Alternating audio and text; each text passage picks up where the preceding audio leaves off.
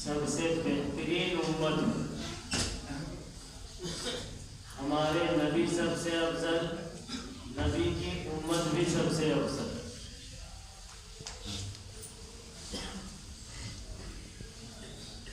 اللہ تبارک و تعالی نے سب سے افضل امت میں پیدا فرمایا، تو اس کا مطلب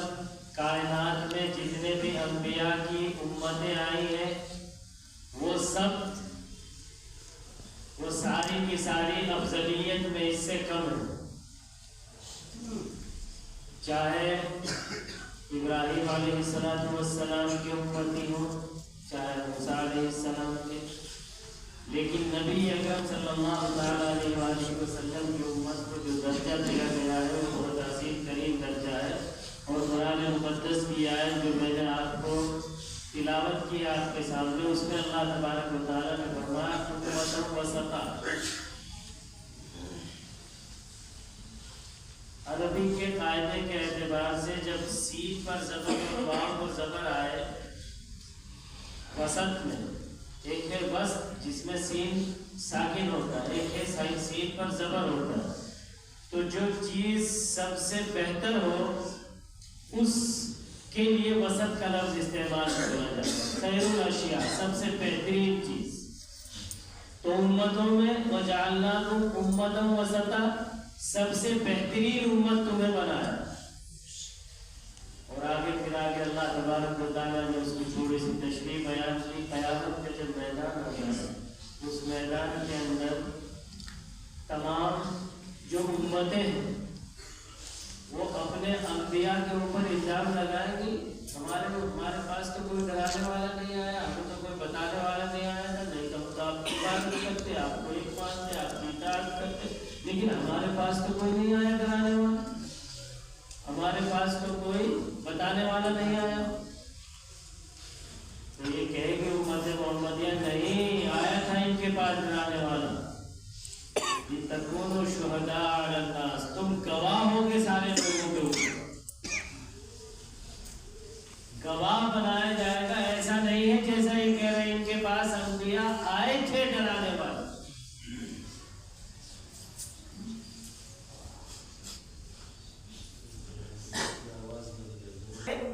جرا کریں گے وہ باقاعدہ طور پر کہ انہیں کیا پتا، یہ تو تھے بھی نہیں تھے، ظاہر بات ہے ان کی بات میں سچائی۔ وہ یہ کہیں گے کہ یہ تو تھے بھی نہیں تھے، ان کو کیا پتا یہ جو گواہی دے رہے ہیں۔ تو پھر یہ جواب دے گی امت کہ ہم تو تھے نہیں، لیکن ہم جس کی امت میں ہے جو خاتم النبیین صلی اللہ تعالیٰ علیہ وآلہ وسلم بنا کر کے جن کو آپ نے بھیجا تھا، انہوں نے ہمیں بتلایا تھا، اور آپ نے جو کتاب نازل کی تھی محمد رسول اللہ صلی اللہ تعالیٰ علیہ وآلہ وسلم پر، اس کتاب میں تھی یہ باتیں، لہذا ہم اس سچے نبی کی بات سن کر کے سچی کتاب میں پڑھ کر کے گواہی دے رہے ہیں جو غلط نہیں ہو سکتی۔ تو یہ جرا پوری ہو جائے گی اور ان کی گواہی کو مانا جائے گا، ان کی گواہی کو مانا جائے گا۔ اب وہ سارے کے سارے ان کی گواہی کی وجہ سے مجرم ٹھہرے، وہ سارے کے سارے ان کی وجہ سے مجرم ٹھہرے، کیونکہ انہوں نے گواہی دے دی اور وہ گواہی سچی ثابت ہو گئی، لہذا وہ سارے کے سارے مجرم قرار پائے، اور ان کا یہ عذر کہ ہمارے پاس کوئی بتانے والا نہیں آیا تھا یہ نہیں چلا۔ تو اللہ تبارک و تعالیٰ نے اس امت کو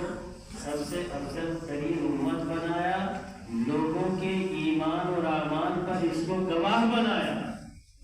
کہ انہوں نے جان بوجھ کر نافرمانی کی، اور ان کی گواہی پر ان کے لیے فیصلہ ہوگا۔ کتنی عظیم ترین امت ہے نا، کتنی عظیم، جتنی بڑا اللہ تبارک و تعالیٰ کسی کو منصب اور درجہ عطا فرمائے اتنی ہی اس کی ذمہ داریاں بڑھ جاتی، اس کی اتنی ہی ذمہ دار، پوری زندگی نماز نہیں پڑھی، روزہ نہیں، غداریاں کرتا رہا، فریب نہیں کرتا رہا، اور جا کر کے گواہ بن کر کے کھڑا ہو جائے گا کہ ان لوگوں نے اس لیے نہیں کیا کہ ان کے پاس تو ڈرانے، اور تو نے کس لیے نہیں کیا، تجھ پر بھی تو جرا ہوگی۔ کیا گواہی دینے کے قابل ہم ہوں گے وہاں پر؟ اگر اپنے اعمال کا جائے، اور جن لوگوں کے اوپر ہمیں گواہ بنایا گیا، جن لوگوں کے اوپر انہوں نے ہمارے نبی کی تعلیمات میں سے ان تعلیمات کو لیا، ان کے نزدیک آخرت تو کچھ نہیں ہے، نہ اللہ کی طرف سے ان کے لیے آخرت کا کوئی وعدہ ہے، لیکن جن چیزوں کو انہوں نے دیکھا، جن چیزوں کو ہمارے نبی نے ہمیں دنیا اور آخرت کی کامیابی کی ضمانت بنا کر کے دیا تھا، ان لوگوں نے ان تعلیمات کو لیا اور ان پر ایسے عمل پیرا ہوئے، ایسے عمل پیرا ہوئے کہ آج کم از کم دنیا میں ترقی کی معراج پر۔ تو نبی کی بات کو انہوں نے، نبی پر ایمان نہیں لائے، لیکن نبی کی تعلیمات کو انہوں نے اتنی مضبوطی سے پکڑا ہوا۔ حضرت مولانا سجاد صاحب نعمانی مدد اللہ علیہ ایک بڑی شخصیت ہے ہمارے ہندوستان کی، اور بہت دنیا گھومے ہوئے ہیں، بہت بڑے عالم ہیں، دنیاوی علوم میں بھی اللہ تبارک و تعالیٰ نے مہارت عطا فرمائی ہے، اور کیا کہتے ہیں علوم دینی کے اندر بھی اللہ تبارک و تعالیٰ نے الگ مقام ان کو عطا فرمایا ہے۔ ہندوستان کے چند بڑے علماء میں سے ایک ہیں جو دینی اور دنیاوی دونوں علوم پر دسترس رکھتے ہیں۔ وہ اپنا ایک خود کا واقعہ بیان بتاتے ہیں کہ میں جاپان گیا تھا، تو جہاں مجھے پہنچنا تھا وہاں کے لیے میں نے ٹیکسی لی،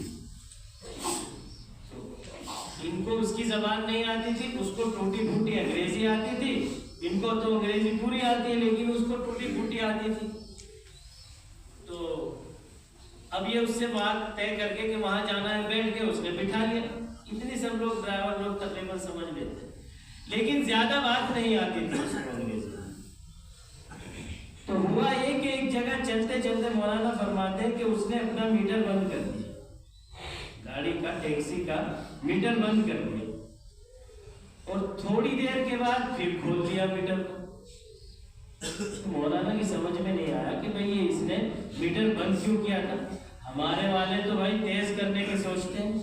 کہ تیز کیسے ہو جائے گا فاسٹ، اور اس نے تو بند ہی کر دیا، تو اس نے بند کیوں کیا؟ اتنی انگریزی اسے آتی نہیں تھی کہ اس سے پوچھ لیتے، لہذا جب جہاں جانا تھا وہاں پر جہاں ان کے میزبان کھڑے ہوئے تھے ان کے انتظار میں، وہاں پہنچنے کے بعد انہوں نے سب سے پہلے اترتے ہی اس سے کہا، اپنے میزبان سے کہا کہ بھائی اس ڈرائیور سے پوچھو کہ اس نے میٹر بند کیا تھا تو اس کا تو نقصان ہو گیا، اور میں اس کو پورا کرایہ دینا چاہتا ہوں، اس نے میٹر بند کیوں کیا تھا؟ تو انہوں نے اس سے پوچھا تو اس نے کہا اصل میں جہاں سے مجھے مڑنا تھا میں بے خیالی میں اس سے تھوڑا سا آگے چلا آیا، اور آگے آنے کی وجہ سے کم 1.5-2 کلومیٹر کا فاصلہ زیادہ مجھے طے کرنا پڑا، اس سے پہلے کوئی یو ٹرن نہیں تھا، تو وہ جو 1.5-2 کلومیٹر کا فاصلہ جو زیادہ طے ہوا وہ میری غلطی سے ہوا ہے، میں اس کے اوپر کیوں ڈالوں اس کا بار کا آگ کے اوپر، میں اپنی سواری پر اس کا بار کیوں ڈالوں جو میری غلطی کی وجہ سے میں جو زیادہ فاصلہ طے کرنا پڑا ہے مجھے۔ ہمارے والے کیا کرتے ہیں؟ اگر لال قلعے کے پیچھے لال قلعے کے سامنے کھڑے ہو کر کے کوئی اجنبی پوچھ لینا جامع مسجد جانا ہے تو ان پورے لال قلعے کا چکر لگا کر کے پیچھے کو رنگ روڈ پہ کو لے جا کر کے جامع مسجد کی لال مسجد میں چھوڑ دیں، یہ لیجیے سامنے جامع مسجد، لاؤ 150 روپے۔ یہ گواہ بنے گی ان لوگوں کے اوپر، یہی امت گواہ بنے گی ان لوگوں کے اوپر۔ آج میں تقریر کرنے نہیں بیٹھا ہوں، دعوت فکر دینے بیٹھا ہوں، اپنے اعمال کے جاننے میں اللہ نے کیا مقام دے کر کے ہمیں پیدا کیا ہے اور ہماری حالت کیا ہے۔ آج ہماری حالت کیا ہے؟ میں صرف یہ دعوت دینے کے لیے یہاں بیٹھا ہوں کہ ہم غور کریں اس بات پر، اللہ نے کس مقام پر وَجَعَلْنَاكُمْ أُمَّةً وَسَطًا لِتَكُونُوا شُهَدَاءَ عَلَى النَّاسِ، اور ان لوگوں پر گواہی دینی ہے ہمیں وہ جو 1.5 کلومیٹر زائد طے کر کے اس کا کرایہ نہیں وصول کر رہے ہیں، حالانکہ چاہتا تو ان کو تو کچھ نہیں پتا تھا کہ کیا ہوا۔ اور یہ قوم جو خامخواہ چکر لگا کر کے اور لوٹ لے اور پھر صبح جا کر کے کھڑے ہو جائیں گے لال قلعے پر، اس میں بہت سارے ہمارے والے بھی وہ بھی ہوتے ہیں جن کو امتم وسطا لتکون شہداء علی الناس میں پیدا کیا گیا ہے، اس میں بہت سارے وہ بھی ہوتے ہیں لال قلعے پہ کھڑے ہو جائیں گے جا کر کے جی ہوٹل، ایک ہوٹل والے سے بھی لیں گے، اس سے بھی لیں گے، اور جہاں زیادہ ملے گا وہاں لے جا کر کے اس کو چھوڑ دیا جائے گا، اجنبی ہے بیچارہ مہمان۔ جہاں لوٹنے کی یہ سازشیں ہوں، یہ امت گواہ بنے گی۔ اپنے اعمال کا جائزہ لے کر کے دیکھیں کہ ہمیں اللہ تبارک و تعالیٰ نے کس فضیلت کے اوپر کیا مقام دے کر کے دنیا میں بھیجا تھا، اور ہمارے اعمال کیا ہیں، ہمارے اعمال کیا ہے۔ حضرت مفتی تقی عثمانی مدث اللہ العالی دنیا کی سب سے بڑی علمی شخصیت ہے، اور بہرحال اس وقت ان کے فضائل بیان کرتے، اپنا ایک واقعہ وہ لکھتے ہیں، اپنا ایک واقعہ، یہ نہیں سنا ہے، اپنا۔ امریکہ کی کسی لائبریری میں گئے، وہاں پر انہوں نے کوئی کتاب ان کو پسند آ گئی، وہ انہوں نے خرید لی، جو اس کا پیسہ ہوتا تھا $500 تقریباً، وہ $500 کی کتاب تھی غالباً، اتنا جو کچھ بھی انہوں نے قیمت لکھی، بہرحال اچھی خاصی قیمتی کتاب تھی، بہرحال وہ انہوں نے وہاں پر بک کرا دی، پیسے جمع کرا دیے، کتاب آپ کی پہنچ جائے گی پاکستان۔ اب حضرت یہاں تشریف لے آئے، یہاں آنے کے بعد کتاب بھی آ گئی،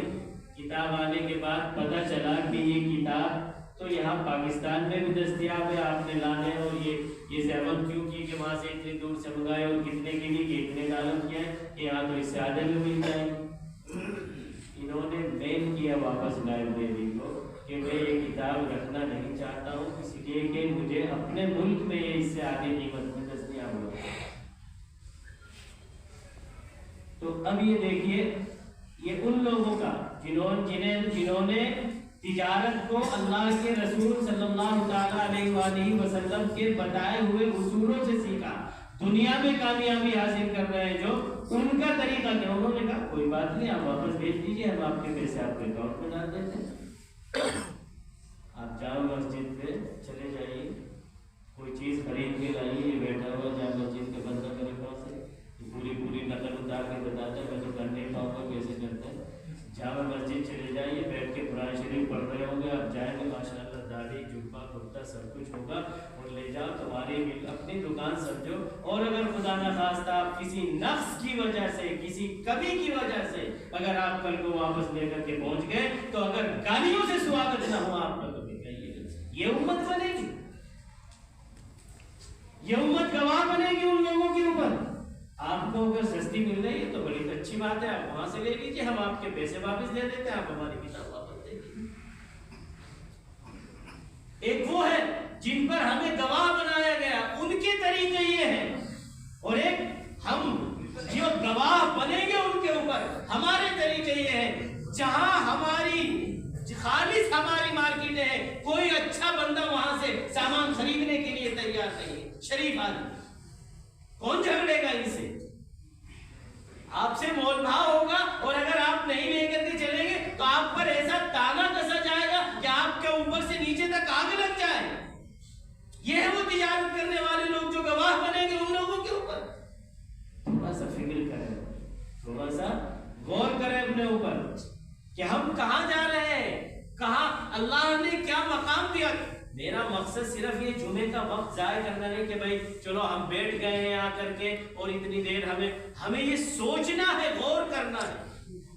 ہمیں یہ غور کرنا ہے کون سی چیز کو دیکھیں، چھوٹی سی چیز جس کو ہم نے سمجھ لیا ہے چھوٹی سی نہیں ہے۔ اللہ کے رسول صلی اللہ تعالیٰ علیہ وآلہ وسلم نے جھوٹ کو منافق کی علامت بتلایا، بات چھوٹ، لیکن معاشرے میں اس طرح سکہ رائج الوقت ہو گیا، اس طرح سکہ رائج الوقت ہو گیا کہ کوئی بات ہی نہیں سمجھی جاتی اس کو۔ میں نے سنایا تھا غالباً آپ حضرات کو تھوڑی دن پہلے ایک سعودی عرب کے ایک طالب علم کا قصہ، ایک اسٹوڈنٹ کا قصہ جو امریکہ میں پڑھتا تھا، اس نے ایک فلیٹ لے رکھا تھا جو مشترکہ لے رکھا تھا، ایک امریکن فیملی تھی، دو میاں بیوی اور ایک بچہ، اور ایک یہ تھا، آپ لوگوں کے ذہن میں آ گیا ہوگا، بچے سے وہ میاں بیوی چلے گئے کہیں بازار میں اور اس سے کہہ کے گئے اسٹوڈنٹ سے کہ بھائی ہمارا بچہ سو رہا ہے، اس کا خیال رکھنا۔ بچہ اٹھا، اس نے پانی مانگا، اس نے کہا کہ جاؤ کچن میں سے جا کر کے پی لو۔ اب وہ کچن میں گیا پانی پینے، آدھا نیند میں تھا، اس کا گلاس چھوٹ گیا، کنچ کا گلاس تھا، وہ چھوٹ گیا، چھوٹ کر کے ٹوٹ گیا۔ اب یہ سہم گیا بچہ، تو یہ سہم گیا تو اس نے کیا کہا؟ کوئی بات نہیں، ڈرو نہیں، جب پاپا آئیں گے کہہ دینا انکل سے ٹوٹ گیا تھا گلاس۔ کیا؟ انکل سے گلاس ٹوٹ گیا تھا۔ کون سکھا رہا ہے؟ سعودی عرب کا مسلم طالب علم، کیا کہہ دینا انکل سے گلاس ٹوٹ گیا تھا۔ اب آئے ماں باپ، بچے نے کہہ دیا کہ وہ یہ گلاس کیسے ٹوٹا، کہ انکل سے گر کے ٹوٹ گیا، لیکن بچے کے ضمیر میں گوارا نہیں۔ یہ وہ بچہ ہے چھوٹا سا، 8-10 سال کا رہا ہوگا، اس کے ضمیر نے یہ گوارا نہیں کیا میں نے ابو سے جھوٹ بول دیا ہے، اپنے ماں باپ سے جھوٹ بول کر کے اس کا ضمیر اسے کچوکے لگاتا رہا۔ اس نے آخر کار کہہ دیا اپنی ماں سے، ممی میرے سے ہی ٹوٹا ہے گلاس۔ تو انکل نے کہہ دیا تھا مجھ سے کہ میں جب ڈر گیا تھا تو انکل نے مجھ سے کہہ دیا کہ میرا نام لے دینا، لیکن میں نے لے تو دیا، لیکن پھر مجھے ایسا ہو رہا ہے کہ میں نے تم سے غلط بیانی کر۔ کون سا معاشرہ ہے جن پر ہمیں گواہ بنایا ہے؟ پھر صرف اتنا ہی نہیں ہوا، جب انہوں نے بتا دیا تو وہ آئے اس اسٹوڈنٹ کے بعد، تم ہمارے بچے کی تربیت خراب کر رہے ہو، تم اسے جھوٹ بولنا سکھا رہے ہو، اب ہم تم ایک ساتھ رہ نہیں سکتے، یا تو تم اس فلیٹ کو چھوڑ دو یا ہم اس فلیٹ کو چھوڑ دو، تم تو ہمارے بچے کی تربیت خراب کر دو گے۔ وہ امت ہے جس کو یہ وہ لوگ ہیں جن پر ہمیں گواہ بنایا جائے،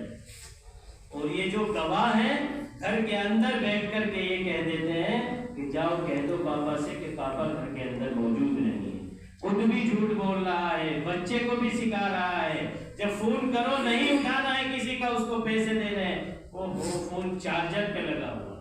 میں نیچے تھا، میں باہر تھا، میں گھر میں نہیں تھا، فون اس فون نے تو اتنے جھوٹ کے راستے کھول دیے جس کی کوئی انتہا نہیں۔ فون ابھی گھر میں بیٹھا ہوا ہے،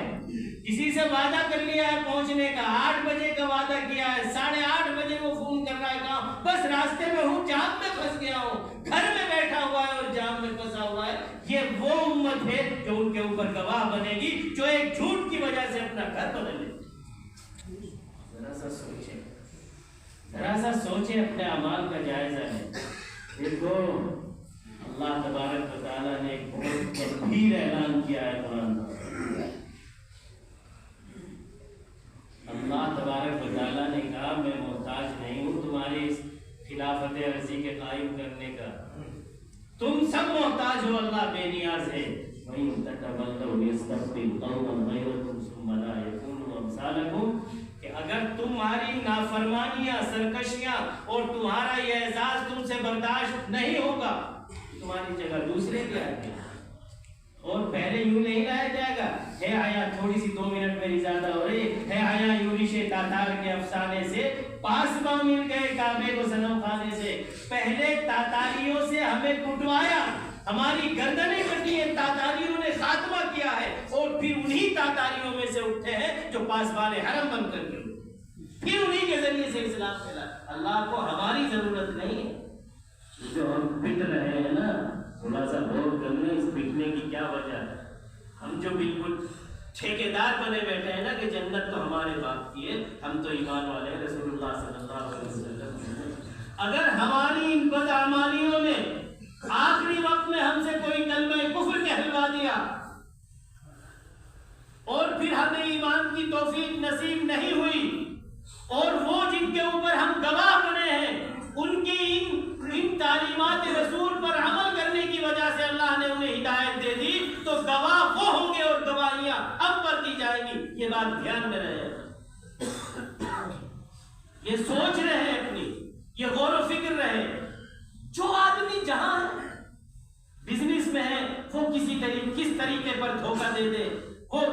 جہاں جھوٹ بولنے کا وہ کوئی دریغ نہیں، غیبت کرنے کا وہ، بہرحال اس وقت معاشرتی اور اخلاقی اور معاملات ساری برائیوں کو بیان کرنے کا وقت نہیں، لیکن ایک دعوت فکر دے رہا ہوں کہ اپنی زندگی کا حضور علیہ الصلوۃ والسلام کی